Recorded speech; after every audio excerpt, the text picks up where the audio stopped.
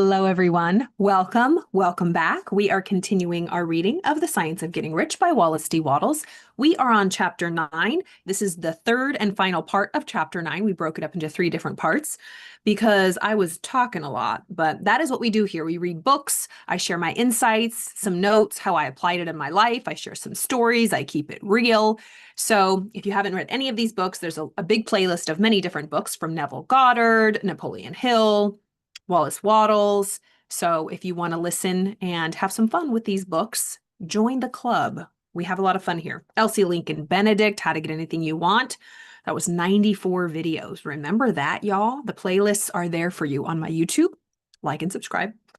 All right, chapter 9, How to Use the Will. We are finishing chapter 9. All right, so we left off yesterday.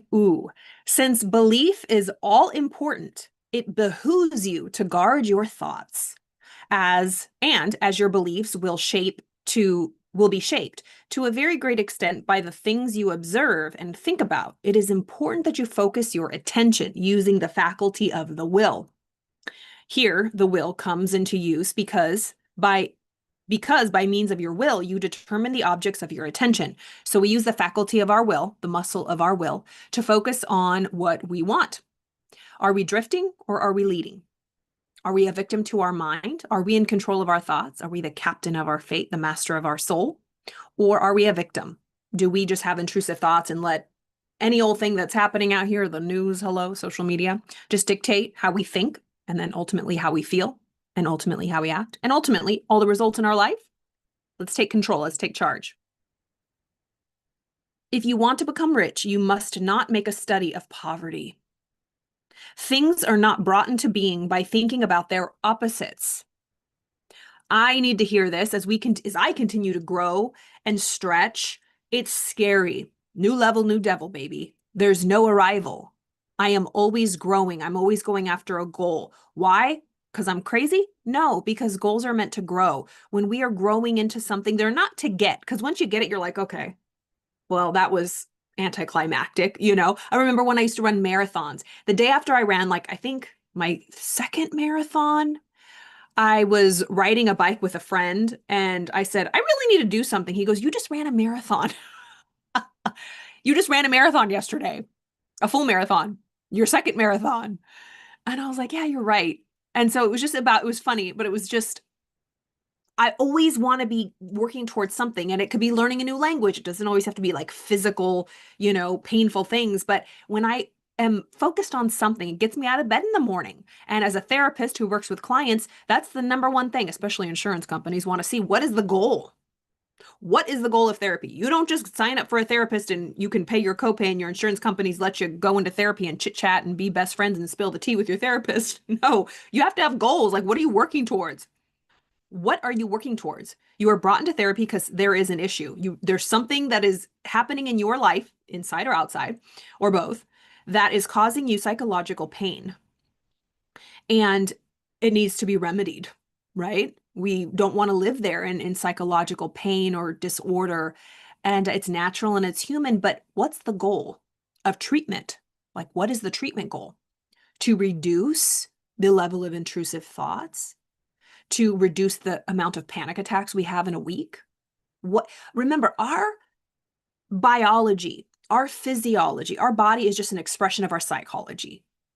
Our psychology becomes our biology. Our body is just the receipt of how our mindset is. And so especially a lot of doctors are talking about it, not every single case, but most of the time, psychosomatic illnesses, the way things manifest in the body, whether it be ulcers, migraines, back pain, it starts from psychological stress and pressure in our psyche, and then it weighs heavy on our body. We highly underestimate the power of the subconscious mind, the power of our mind. It dictates everything. It runs our body. Yes, are there things that happen, diseases and illnesses that have yes. I'm not somebody who subscribes to, you're sick because you have a bad mindset. And no, there's many reasons that are beyond even our understanding, each individual soul journey. We have no idea why people get sick, and I don't even go there. But I've had clients who have beat breast cancer twice, and she openly says, I know my mindset made me sick, and I know my mindset made me well. But just because people have had, loved ones who have died from cancer, was it because they couldn't get their mindset together? No, that was that soul's journey. And so it's a balance. It's nuanced. But of course, we're human and we want, well, what is it? What's the right formula to life? There is no right formula to life. Nobody knows what they're doing. I was terrible. Even I had a therapist like, Carla, you're just trying to get it right. And I'm like, yes, I just want to be right. It's such an ego thing. I just want to be right. I think there's a right way to do it. There is not a right way to do it. There's a right way to do it for me. And the right way to do it for me might work today and it might not work tomorrow. It's always changing. And we hate that as human beings because we want security. We want the answer. Give me the answer and the rule book to life and I will be happy. Ain't never going to happen. That's why because we're always growing. Everything's changing. There's no such thing as neutral. There's no such thing as stagnant. No such thing as a right answer. I consume a lot of personal development across all different genres, so to speak. From the David Goggins, Jocko Willings, hardcore, suffer, you must suffer, blah, blah, blah, right? Very militant style. I love that. Sometimes I love that. But then there's also Eckhart Tolle, Wayne Dyer, very like Ram Dass, very spiritual. Like it just depends. I'm all of it. I have all the facets. But I need different messages at different times because there's time for massive action, Tony Robbins, massive action. And there's time for inaction and just being soft and sitting on my lily pad. But I have to be the one to discern and know what is the right season for me. Because being one way is not sustainable forever. There's seasons to everything. And there's a lot of, what's it called? Not overlap. There's a lot of, not discrepancy. You know the word. It'll pop up like toast. There's a lot of, someone says one thing and then someone says the opposite. Like, I just was listening today. Someone said, if you find what you love, you don't work a day in your life. Well, that's complete garbage. Yes, you do work. So it's like both are true, but you know what the essence is. Like if you truly, yes, hard work does not equal good results.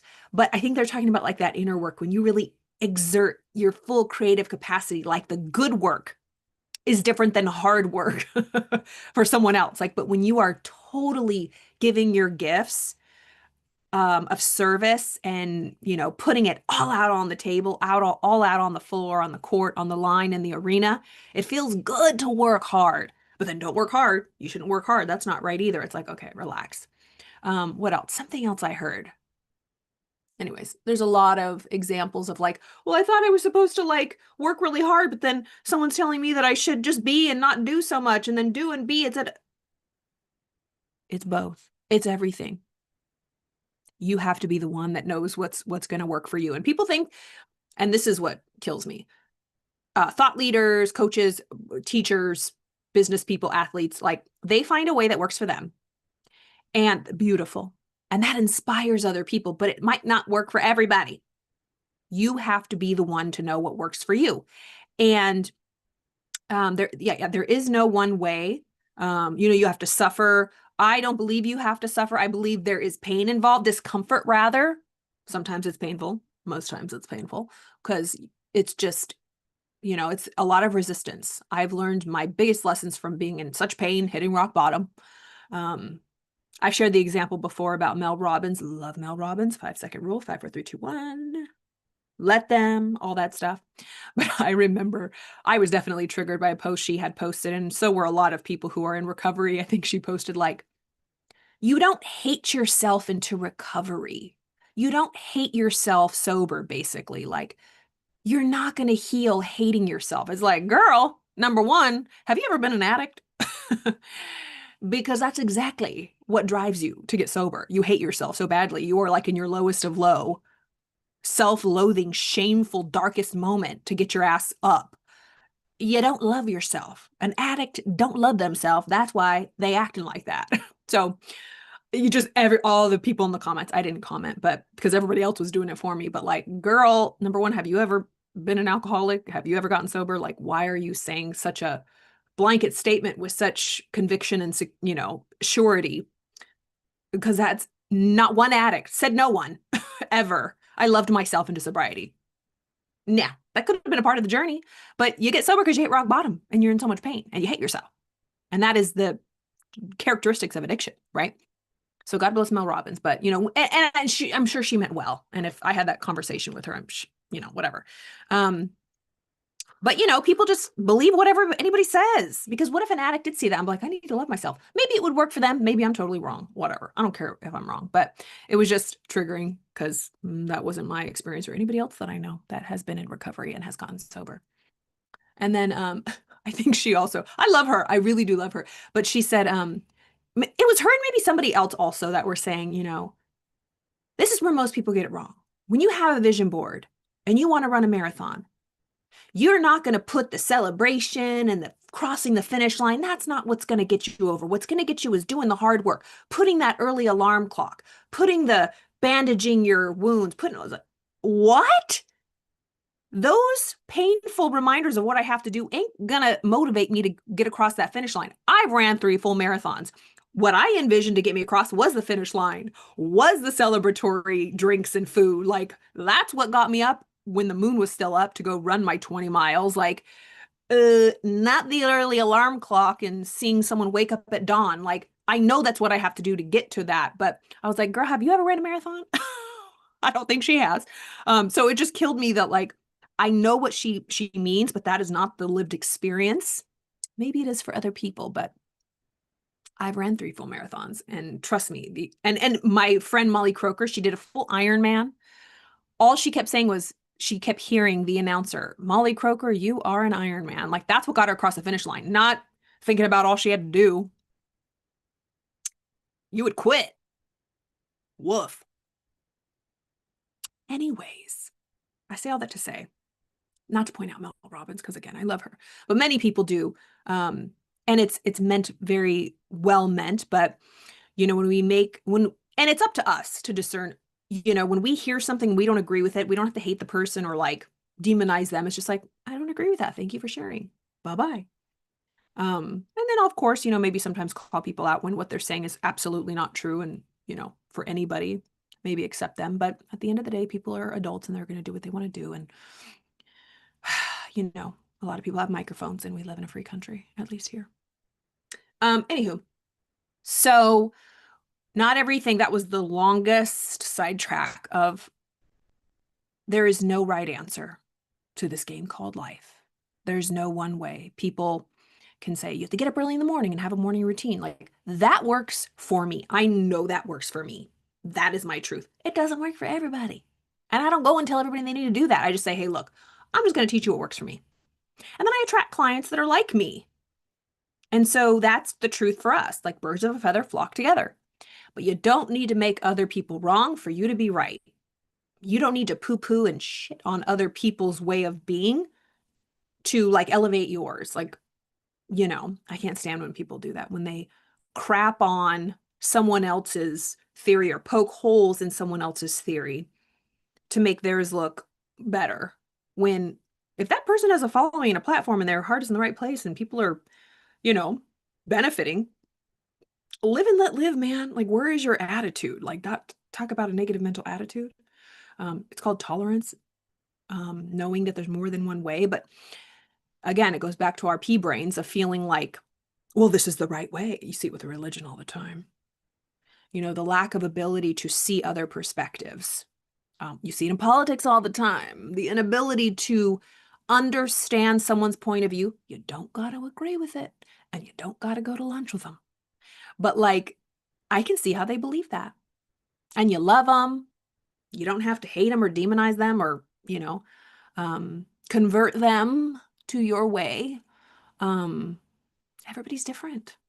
There's no right way. Just be a good person. Don't be a jerk, That's my TED Talk. Thank you so much. All right. So if you want to become rich, you must not make a study of poverty. Things are not brought into being by thinking about their opposite. Health is never to be attained by studying disease and thinking about disease. Righteousness is not to be promoted by studying sin and thinking about sin. Oh my gosh, I literally just was touching on that. So, righteousness, to be a good person, to be righteous, I mean, righteous has such a bad connotation to it, rightly so, but like a righteous person, not in a good way.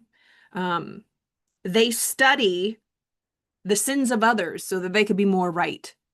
That's not how it happens. And nobody likes that. You can smell it from a mile away. Righteousness is not to be promoted by studying sin and thinking about sin. And no one ever got rich by studying poverty and thinking about poverty. Medicine as a science of disease has increased disease. Medicine as a science of disease has increased disease. Religion as a science of sin has promoted sin. That's the truth. And economics as a study of poverty will find the world with wretchedness and want. Do not talk about poverty.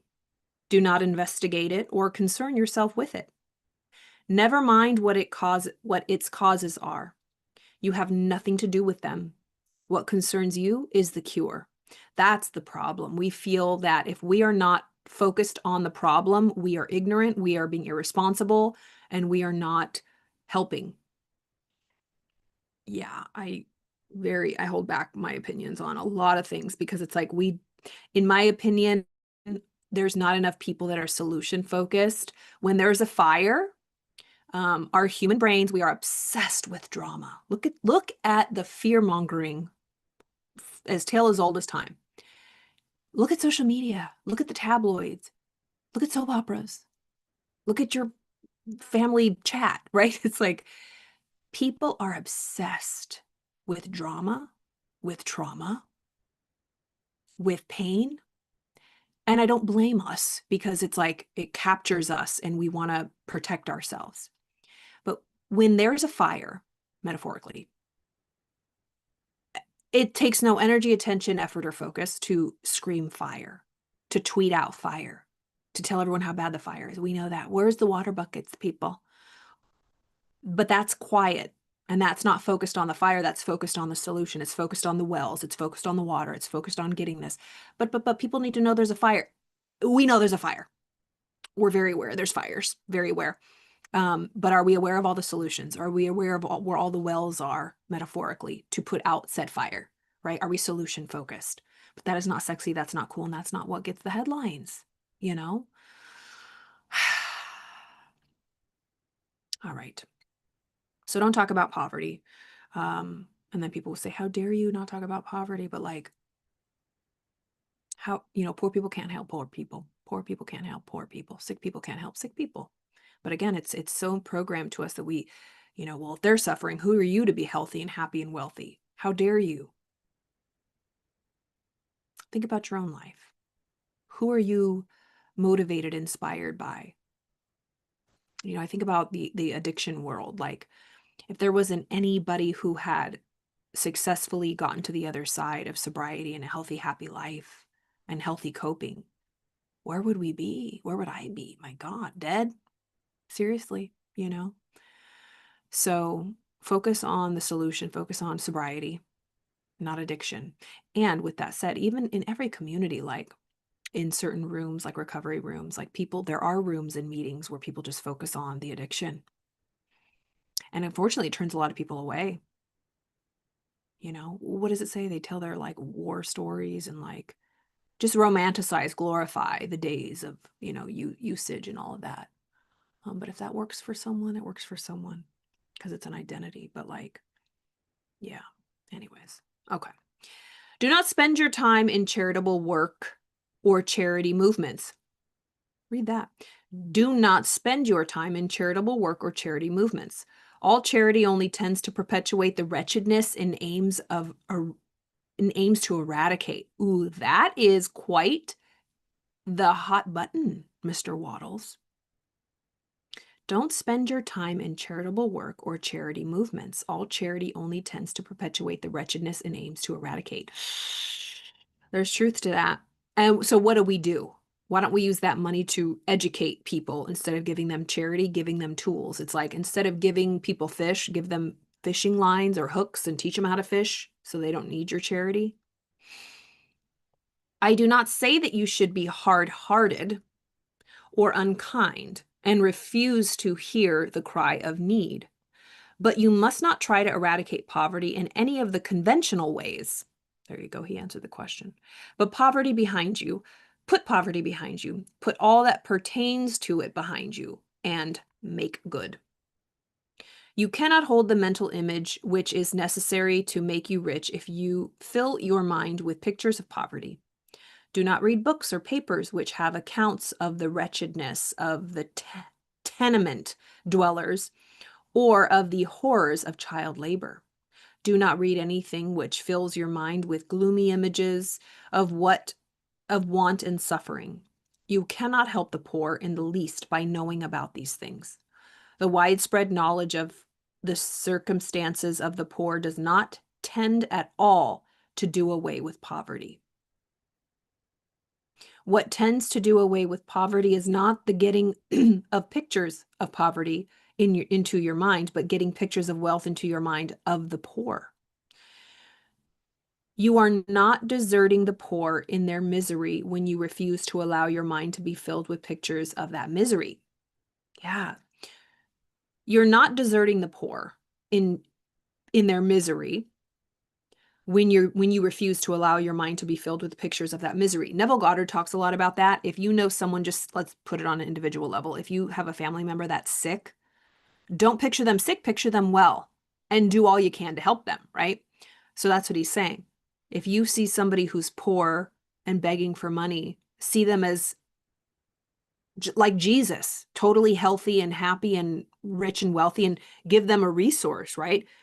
Give them change out of your pocket, sure, but give them a resource, give them a book. It's up to them if they want to use it or not, or invite them to, you know what I mean? Like, of course, if their mindset is in the right place and they're not, under substance, which you got to be careful with that. But yeah, this is controversial because it's blasphemous, especially to the ego. How dare you not listen to the suffering cries of people? But think about if you've ever been down and out. Would you want all your friends and family to just talk about you behind your back and think about all the terrible things you did and all your mistakes and be like, oh yeah, she screwed up. She's a loser. She's sick. She's really in hard times.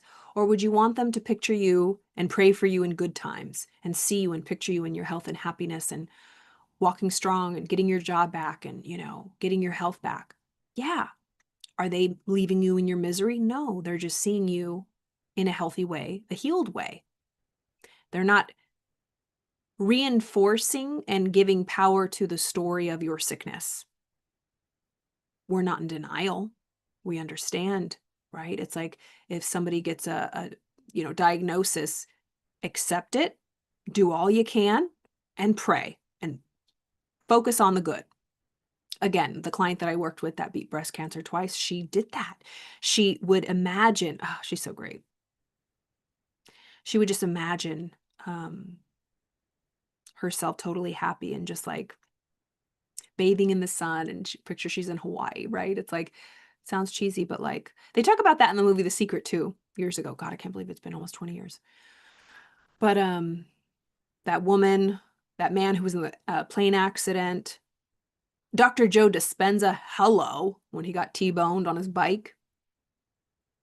His story is fantastic. I would say his story is the best story. And he has so much amazing scientific proof when it comes to the power of your mind and imagination and seeing yourself healed and how that can affect your body. Becoming Supernatural, that book, game changer. And it's what I'm talking about and what Wallace Wattles is talking about too. But it's triggering. People don't want to hear this. So what tends to do away with poverty is not the getting of pictures of poverty into your mind, but getting pictures of wealth into the mind of the poor. You are not deserting the poor in their misery when you refuse to allow your mind to be filled with pictures of that misery. Poverty can be done away with, not by increasing the number of well-to-do people who think about poverty, but by increasing the number of poor people who succeed in getting rich through the exercise of faith and purpose. So think about if you had a friend who's always on hard times and they're always just like sleeping on people's couches. What would, as a good friend, you would have tough love. You wouldn't keep seeing them in their misery. Like, yeah, you would hold them and let them cry on your shoulder and let it out and validate them and listen to them. But like after a while, it's like, what are we going to do about it? Let's get you back up on your feet. But if that person refuses to, it's like they have to want it. Like, yeah. So poverty can be done away with, not by increasing the numbers of well-to-do people who think about poverty, but by increasing the number of poor people who succeed in getting rich through their exercise of faith and purpose. The poor do not need charity. They need inspiration. The poor do not need charity. They need inspiration. And again, that can be so triggering, right? Yes, they might at first need charity and inspiration, but like if we're just giving them charity without inspiration or education to get out of their situation, like, that's why they have rehabilitation centers and like programs for women who were in, domestic violence situations and, give them business classes. And I used to work at the mission, the LA mission, and there was a woman's shelter and, giving them education and resources. And it was charity-esque, but also the long-term inspiration, education, and tools that they need to get out of that and never be in that position again, So I think it's a little bit of both. Okay, charity only sends them into a loaf. Charity only sends them a loaf of bread to keep them alive in their wretchedness or gives them an entertainment to make them forget for an hour or two. But inspiration will cause them to rise out of their misery. If you want to help the poor, demonstrate to them that they can become rich. Prove it by getting rich yourself. Yeah, like, if you've ever worked in a, shelter, and I have, yes, it's good to give someone a warm bowl of soup, but you think like, where do they go after that? Where are they going to get their bowl of soup next week? Their bellies are full. Or we used to put on like shows for like children, like in poverty. Like, it's like, yeah, they're entertained, or we give them tickets to a movie theater. Like the Big Brother, Big Sister. I love the Big Brother, Big Sister of Los Angeles. We not only get like access, I'm a big sister. I've been for the past 11 years since, yeah. Oh my God, has it been longer? Oh my God, almost like 14, 13 years.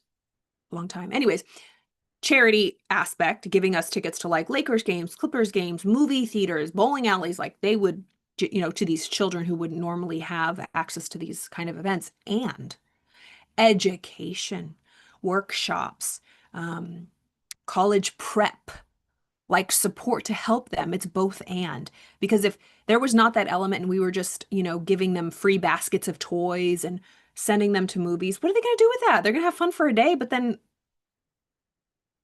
you know, yeah, charity can keep people stuck and like they're going to always need other people. Like other people are above them and they need the rich person to help them. No.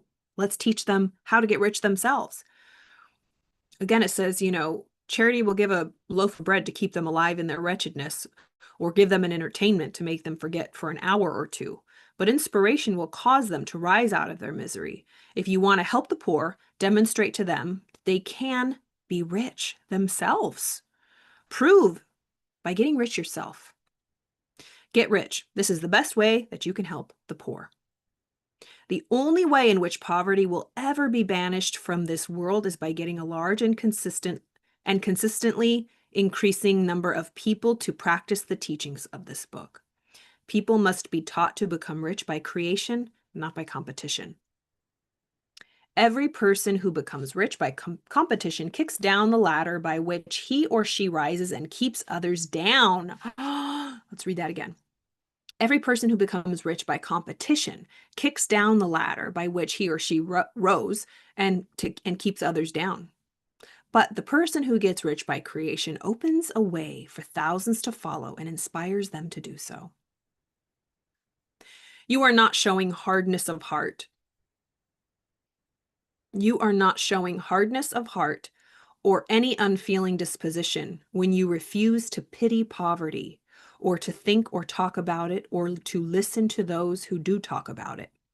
Use your willpower to keep your mind off the subject of poverty and to keep your mind fixed with faith and purpose on the vision of what you want. Wow. I 100% agree, but I also understand how triggering that can be for some people. And I know people who are charitable, their hearts are in the right place. And I don't think people should stop doing that. I just think there needs to be an element of education and helping people. And that's happening more and more as I've been seeing. And those are the only type of charity like the Big Brother Big Sister that I take part in, because I didn't last very long at the mission. It was like when there is a problem, like there's a big injury in a community, like a big severed arm, like the blood is just gushing, it's just a problem, and they're just like mopping up the blood. There's no plan to stop the problem from the source, like to, what is it, a tourniquet to stop the bleeding. It's just kind of wiping up the blood. I worked in foster homes. Oh, that's like a lot of public, don't get mad, but like public mental health services. Um, it's just like patching up and putting band-aids on the problem. And that's what he's saying, charity. It's kind of just like putting lipstick on a pig, painting over the problem, wiping up the blood, but not doing anything to get to the core of the issue, to get to the source of the disease, the injury, the pain. And so are we really helping, or are we perpetuating a problem? Those are tough conversations, right? So that's just where I'm at in my life, in my thought system. But to each their own. And I encourage you to practice that reasoning, exercise the reasoning faculty. Think for yourself, accurate thinking, as Napoleon Hill says, practice accurate thinking. Don't just listen to what everybody else says. Don't listen to what I say, right? Come to your own conclusions, study, read, continue to,